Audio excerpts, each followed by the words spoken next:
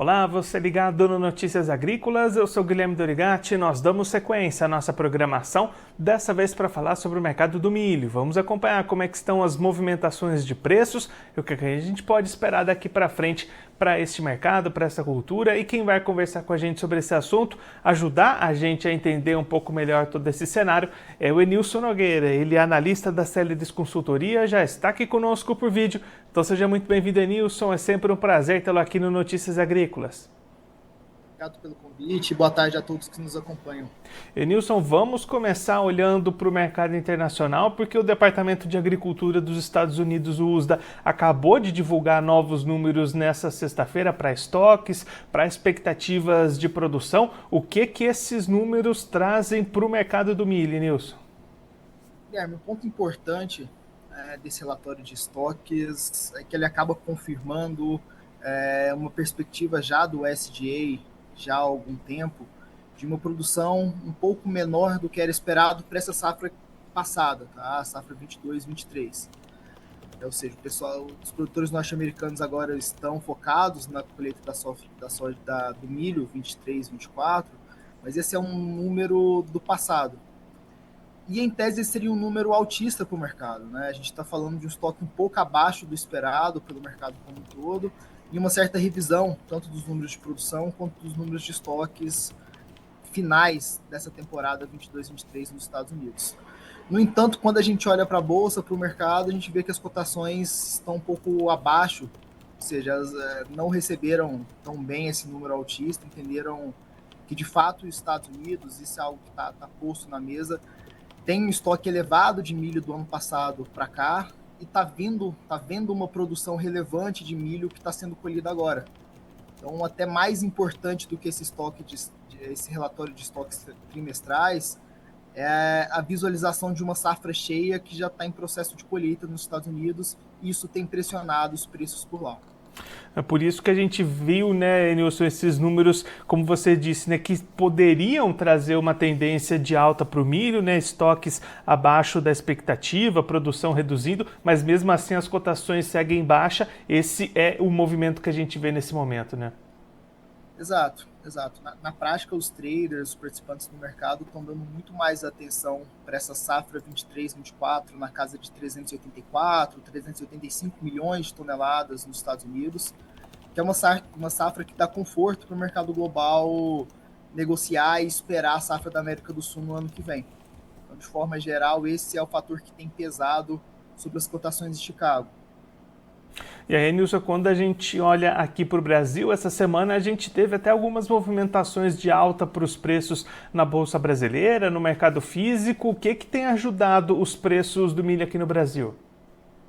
Guilherme, se lá fora a gente ainda tem essa sazonalidade de colheita lá nos Estados Unidos pesando sobre o preço, aqui a gente já está finalizado a colheita de milho inverno e a gente tem tido boas notícias de dois frontes importantes para a sustentação do preço do milho. O primeiro deles é de exportação. A gente teve um agosto muito bom de exportação, setembro finalizando também muito bom, e boas perspectivas até o começo do próximo ano.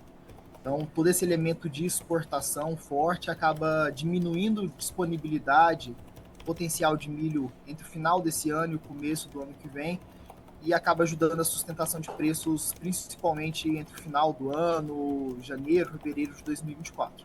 Esse é o primeiro fronte. E o segundo fronte de sustentação é o câmbio.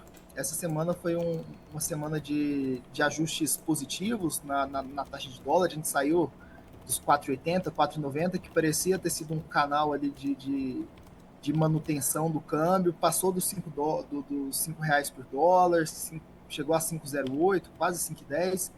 Então, esse tema cambial de curtíssimo prazo acabou sustentando as cotações de produtos agrícolas, inclusive o milho.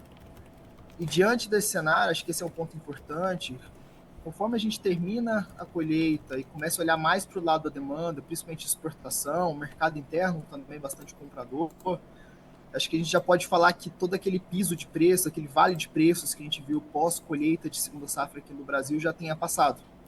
Tanto é que a boa parte das indicações de preço para novembro, dezembro, janeiro e fevereiro do ano que vem já são de preços melhores do que a gente viu nos últimos 30 dias. Então eu entendo que esse piso de preço, esse vale de preços, por uma segunda safra cheia já tenha passado aqui no mercado nacional. E aí, Nilson, então aquele produtor que ainda tem esse milho da segunda safra ali em mãos para ser comercializado deve encontrar um cenário mais positivo para essas vendas. Exato, Guilherme. Aquele produtor que está bem colocado dentro das suas margens, tem um bom acesso à capacidade de armazenamento próprio ou de terceiros, a gente entende que para o caso do milho faz sentido uma estratégia de retenção até o começo do próximo ano. E aí vamos lembrar, com a virada de chave do milho inverno para o milho verão, no final desse ano e começo do ano que vem, é justamente ali em meados de março, abril, que o mercado de milho acaba tendo preços mais altos por uma questão de entre-safra.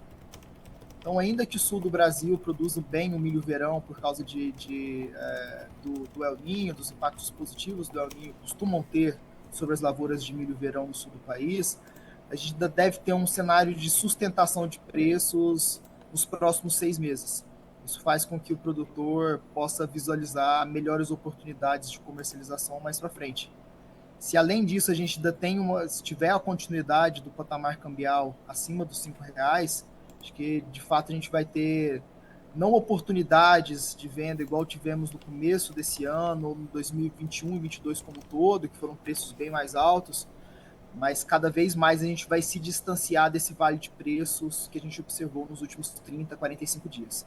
E aí, Nilson, como é que essa mudança de cenário pode impactar nas perspectivas para a segunda safra de 2024? A gente tem ouvido, muitos produtores falando de incertezas, de repente até diminuir a área, mudar para outras culturas na safrinha do próximo ano. Essa mudança na dinâmica de preços pode mudar um pouquinho esse planejamento? Hoje o que a gente tem para o mercado de milho de 2024 é muito mais incertezas do que certezas em relação à área plantada, ao pacote tecnológico escolhido pelo produtor. O que parece claro para a gente, que pode ajudar a gente a entender esse preço mais para o segundo semestre do ano que vem? Um primeiro elemento já está dado.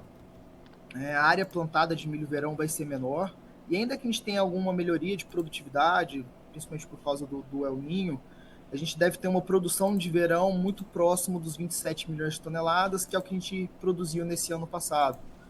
Que é uma safra razoável quando a gente fala de milho verão, mas ainda assim é uma safra que não é suficiente para mercado interno e exportações da forma como elas estão caminhando. Então eu vejo um primeiro semestre de 2024 com preços sustentados. E um outro elemento importante, que esse também não está claro, mas que a gente começa a vislumbrar sobre a safra norte-americana do ano que vem, é que para o produtor norte-americano que vai plantar lá em meados de abril, maio de 2024, a gente está vendo um produtor muito mais inclinado ou incentivado a plantar soja do que milho. Então, se efetivamente ele direcionar essa área que até então plantou milho para soja, a gente pode ter mais um outro fator de sustentação e aí de preços internacionais do milho no decorrer de 2024. Então, esses dois elementos acabam, na visão aqui da consultoria, trazendo um pouco de alento para os preços de milho em 2024.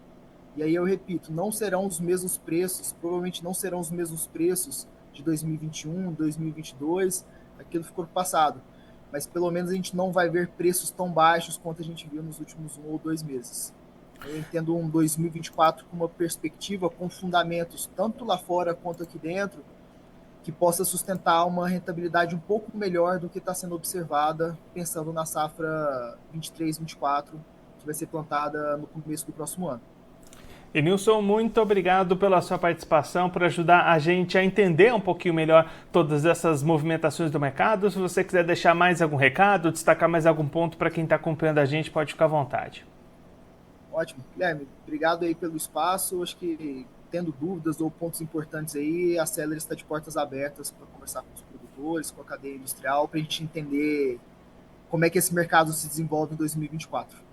Nilson, mais uma vez, muito obrigado. A gente deixa aqui o convite para você voltar mais vezes, a gente seguir acompanhando essas movimentações do mercado do milho aqui no Brasil, também no mercado internacional. Um abraço, até a próxima. Até mais.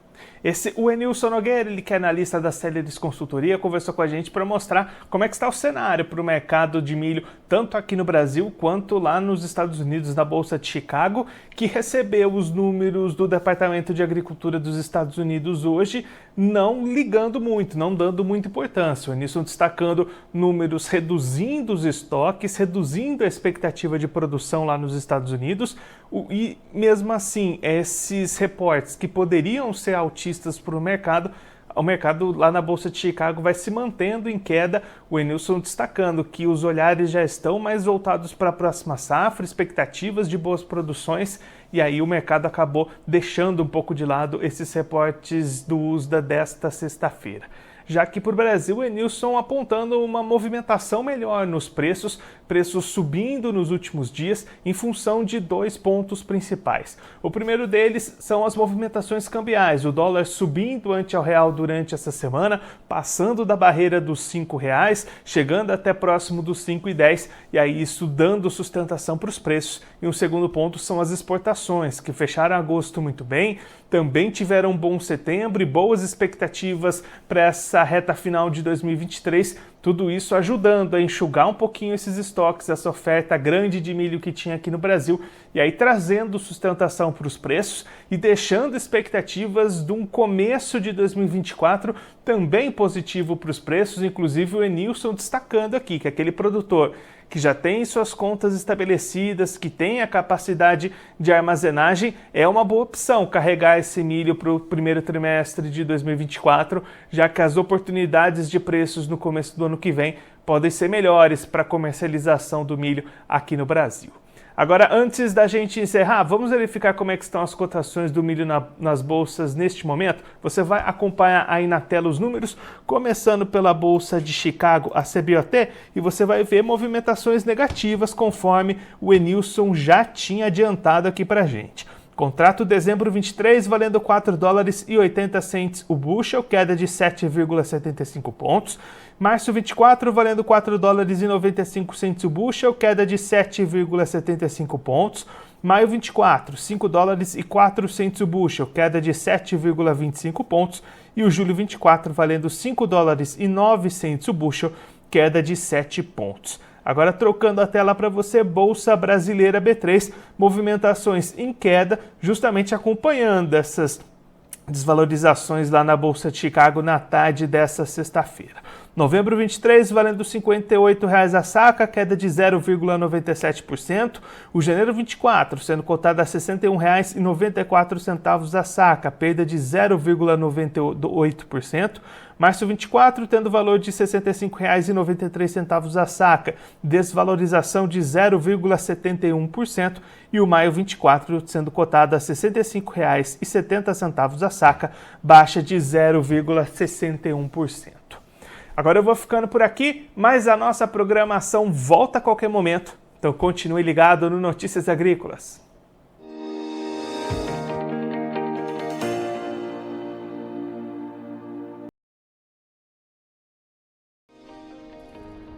Se inscreva em nossas mídias sociais, no Facebook Notícias Agrícolas, no Instagram @Notícias Agrícolas e no nosso Twitter @Notiagre. E para não perder nenhum vídeo, não se esqueça de nos acompanhar no YouTube e na Twitch, Notícias Agrícolas Oficial.